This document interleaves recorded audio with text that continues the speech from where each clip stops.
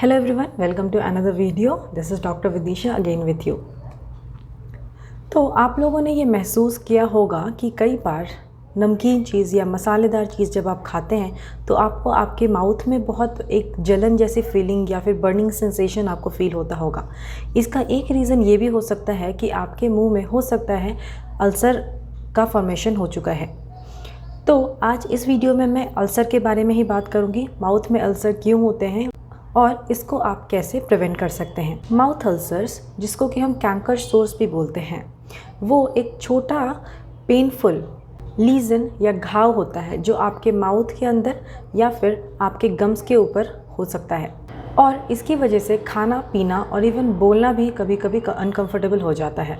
और ये स्पेशली आप फीमेल में देखेंगे या फिर यंग पीपल में देखेंगे और कई बारी फैमिली हिस्ट्री भी होती है इससे रिलेटेड कि आपके फैमिली में अल्सर की हिस्ट्री बहुत ज़्यादा है, तो इस तरह के रिस्क फैक्टर्स आपको देखने को मिल सकते हैं। तो ये लोग रिस्क फैक्टर्स में आते हैं। और ये जो माउथ अल्सर होता है ये एक दूसरे से फैलता नहीं है, बल्कि अगर इसका ठीक से ख्याल रखेंगे तो ये हफ्ता 2 हफ्ता में अपने आप ही ठीक हो जाता है। बट अगर ये अल्सर साइज़ में बड़ा है या फिर बहुत ज़्यादा पेनफुल है और हील नहीं हो पा रहा है तो आपको डॉक्टर से कंसल्ट करने की ज़रूरत है। अब जानते हैं कि माउथ अल्सर होने का कारण क्या क्या होता है, ये होते क्यों हैं। तो ऐसे तो कोई डेफिनेटिव रीज़न इसका अभी तक स्टेब्लिश नहीं हुआ है कि इसी रीज़न से हो रहा है, बट कुछ फैक्टर्स होते हैं जिसकी वजह से माउथ अल्सर होने के चांसेस होते हैं। उसमें सबसे पहला रीज़न होता है ट्रॉमा या फिर कोई एक्सीडेंटल इंजरी। जैसे अगर बाई चांस आपने कोई डेंटल ट्रीटमेंट लिया हो तो उसकी वजह से डेंटल इंस्ट्रूमेंट से आपको कभी चोट लग जाए या फिर आपको टिथ बाइटिंग हो जाए या स्पोर्ट्स इंजरी हो जाए या फिर हार्ट ब्रशिंग की वजह से जो ट्रॉमा हो रहा है उसकी वजह से ये हो सकता है। दूसरा रीज़न होता है फूड सेंसिटिविटी। कई बार जब आप एसिडिक फ्रूट लेते हैं, एसिडिक फ्रूट जैसे पाइनएप्पल हो गया या फिर संतरा हो गया, इस तरह की चीज़ जब आप कंज्यूम करते हैं या फिर कई बार कॉफ़ी एंड चॉकलेट की वजह से भी इस तरह की चीज़ें देखी गई हैं। नेक्स्ट फैक्टर होता है एसेंशियल विटामिन की कमी, जैसे कि vitamin B12, zinc, folic acid. इन सब की कमी की वजह से भी आपको माउथ अल्सर देखने मिल सकता है। किसी चीज़ से एलर्जिक रिस्पांस की वजह से अल्सर हो सकते हैं या फिर अगर आपके माउथ में डेंटल ब्रेसेस लगे हुए हैं या फिर तार वाली ट्रीटमेंट आपने करवाई है तो उस केस में आपको इससे ट्रॉमा होकर के अल्सर होने के चांसेस होते हैं। नेक्स्ट फैक्टर होता है हार्मोनल इम्बैलेंसेस, जो कि फ़ीमेल में मेनोपॉज के टाइम या फिर मेंस्ट्रुअल पीरियड के टाइम पे देखा जाता है या फिर कई बार प्रेगनेंसी में भी देखा जाता है। इमोशनल स्ट्रेस हो गया या फिर लैक ऑफ स्लिप हो गया जिससे कि आपकी बॉडी में स्ट्रेस डेवलप हो रहा है, उस केस में भी अल्सर्स का फॉर्मेशन हो जाता है। या फिर आपके माउथ में कोई बैक्टीरियल, वायरल या फिर फंगल इन्फेक्शन है, उस वजह से भी अल्सर का फॉर्मेशन हो जाता है। इन सब फैक्टर के साथ साथ हमें ये भी पता होना चाहिए कि कई बार माउथ अल्सर का रीज़न कोई बड़ा डिजीज़ भी हो सकता है या फिर कोई सीरियस कंडीशन भी हो सकता है, जैसे कि सीलिएक डिजीज़ जिसमें कि हमारे बॉडी में ग्लूटेन से इंटॉलरेंस हो जाता है, या फिर इन्फ्लेमेटरी बाउल डिजीज़, ये भी एक तरह का स्टमक का डिजीज़ होता है, और बेशेट डिजीज़ जिसमें कि पूरे बॉडी में इन्फ्लेमेशन हो जाते हैं, या फिर किसी तरह का ऑटो इम्यून डिजीज़ अगर आपके बॉडी में है जिसमें कि आपकी खुद की इम्यूनिटी ही आपके ऊपर एक्ट करती है और आपके ही सेल, जो सेल माउथ के अंदर है, उसे डिस्ट्रॉय कर देती है, जिसकी वजह से अल्सर हो जाता है। एंड लास्ट इज़ HIV या फिर एड्स के इन्फेक्शन में भी माउथ अल्सर्स देखे गए हैं। अब ये जो माउथ अल्सर्स होते हैं इसे हम 3 कैटेगरी में डिवाइड करते हैं, जिसे कि हम एप्थस अल्सर माइनर बोलते हैं, aphthous ulcer major and herpetiform ulcer बोलते हैं। तो एक एक करके इन तीनों को समझते हैं। जो माइनर टाइप के एप्थस अल्सर होते हैं उसमें आपका जो अल्सर होता है वो साइज़ में छोटा होता है और ये 1 या 2 हफ्ते में हील हो जाता है प्रॉपर, अगर आप इसका केयर करते हैं तो, या फिर अपने आप ही। इसमें कोई स्कारिंग जैसी चीज़ नहीं दिखती। मेजर टाइप का जो अल्सर होता है वो साइज़ में बड़ा होता है माइनर अल्सर से, और ये ज़्यादा पेनफुल भी होता है और इसको हील होने में कई बार 1 से 1.5 महीने लग जाते हैं। एंड ये जब हील होता है तो इसमें स्कारिंग देखी जाती है। नेक्स्ट होता है हर्पेटिफॉर्म अल्सर। ये 10 से 100 के नंबर में आपके माउथ में दिखते हैं और ये छोटे छोटे पिन पॉइंट अल्सर्स होते हैं। एंड ये अल्सर भी 1 से 2 हफ्ते में अपने आप हील हो जाते हैं। तो आपको अपने डॉक्टर के पास कब जाना चाहिए? एक तो कि आपका अल्सर का साइज़ बड़ा हो रहा है, दूसरी बात आपका अल्सर ठीक नहीं हो रहा है, एंड पुराना अल्सर ठीक नहीं हुआ है लेकिन नए अल्सर का अपीयरेंस आपको दिखने लगा है। आपके माउथ में अल्सर 3 हफ्ते से ज़्यादा अगर रह रहा है तब भी आपको डॉक्टर के पास जाना चाहिए। या फिर आपके अल्सर में पेन नहीं हो रहा है, आपको पेनलेस अल्सर है, या फिर दर्द अगर इतना है कि मेडिसिन से भी पेन कंट्रोल नहीं हो रहा है जिसकी वजह से आपको खाने पीने में दिक्कत है, या फिर अल्सर फीवर या फिर डायरिया से एसोसिएटेड है, तब इन कंडीशंस पे आपको डॉक्टर को दिखाना बहुत ज़रूरी होता है। अब बात करते हैं कि एप्थस अल्सर डायग्नोज कैसे होता है। ऐसे तो डॉक्टर या डेंटिस्ट आपके अल्सर को देखकर ही बता देते हैं कि ये एप्थस अल्सर है, बट अगर ये आपके माउथ में ज़्यादा होता है या फिर ज़्यादा फ्रीक्वेंसी से होता है तब एक मेडिकल जांच डिटेल वे में बिल्कुल ज़रूरी होती है, क्योंकि हमें ये देखना होता है कि अंडरलाइन कोई कंडीशन तो नहीं है जिसकी वजह से आपको अल्सर हो रहा है। अब बात करते हैं कि इन अल्सर को हम प्रिवेंट कैसे कर सकते हैं होने से।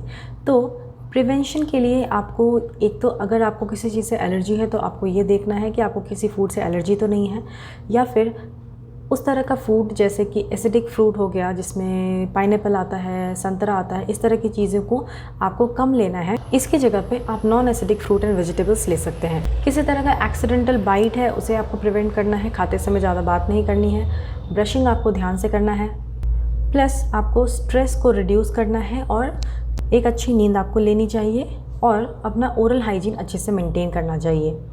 नेक्स्ट बात करते हैं, अगर आपको अल्सर हो जाता है तो उसे ट्रीट करने का क्या तरीका होता है। तो घर पर बैठ करके आप क्या कर सकते हैं, अगर आपको अल्सर हो जाता है तो आप सॉल्ट वाटर का रिंस कर सकते हैं, जिसमें कि आप आधे कप में 1 चम्मच नमक मिलाकर उसे पूरे मुंह में घुमाकर कुल्ली करना है आपको और उसके बाद स्पिट कर देना है। ऐसा 2-3 बार करना है, स्पेशली खाना खाने के बाद आपको ये करना है ताकि आपके माउथ में कोई गंदगी अगर जमी है तो वो क्लीन हो जाए। नेक्स्ट आप एलम पाउडर भी यूज़ कर सकते हैं। एलम पाउडर में पोटेशियम एल्युमिनियम सल्फेट होता है और ये आपके लीजन को या फिर घाव को श्रिंक करने में हेल्प करता है, क्योंकि इसमें एस्ट्रिंजेंट प्रॉपर्टी होती है। आप इसे कैसे अप्लाई कर सकते हैं, आप एलम पाउडर थोड़े से क्वांटिटी में लेकर के उसमें 1 ड्रॉप वाटर मिला करके और जहाँ पे आपको अल्सर हुआ है वहाँ पे अप्लाई कर दीजिए और थोड़ी देर तक रखिए एंड उसके बाद आपको कुल्ला कर लेना है। ऐसा आपको 2 या 3 बार करना है जब तक आपका अल्सर हील नहीं हो जाता। नेक्स्ट आप कर सकते हैं बेकिंग सोडा रिंस। इसमें भी 1 चम्मच बेकिंग सोडा लेकर के आप आधा कप पानी में मिलाएंगे एंड उससे आप स्विश करेंगे। बेकिंग सोडा वैसे अगर आपके अंदर चला जाता है, आप उसको स्वैलो कर लेते हैं तो कोई इतनी दिक्कत की बात नहीं है, बट क्योंकि ये बहुत ही सॉल्टी नेचर का होता है या फिर इसका टेस्ट बहुत सॉल्टी होता है तो आपको इसको अवॉइड करना चाहिए स्वैलो करने से। नेक्स्ट आप अपने डाइट में प्रोबायोटिक यूज़ कर सकते हैं, क्योंकि कई बार अल्सर होने का जो कारण होता है वो पेट से रिलेटेड होता है और आपके पेट में एच पाइलोराई एक बैक्टीरिया होता है, उसका इन्फेक्शन होने का चांस होता है। तो अगर आप योगर्ट लेते हैं, स्पेशली 1 कटोरी योगर्ट अगर आप रोज़ लेते हैं तो आपके बॉडी में जो प्रोबायोटिक है वो आपके बॉडी में अच्छे से जाता है और आपके बॉडी में गुड बैक्टीरिया के नंबर को इंक्रीज़ करता है। इस तरह से आप एक तरह से रूट कॉज जो होता है अल्सर का उस पे ट्रीट करने की कोशिश कर सकते हैं, अगर आपको पेट में हल्का सा भी लगता है कि आपको पेट के इन्फेक्शन की वजह से ये अल्सर हो रहा है तो। नेक्स्ट आप हनी अप्लाई कर सकते हैं, क्योंकि हम सब जानते हैं जो हनी होता है उसमें एंटी इन्फ्लेमेटरी प्रॉपर्टी होती है, उसमें पेन कम करने की प्रॉपर्टी होती है और ये एंटीबैक्टीरियल भी होता है।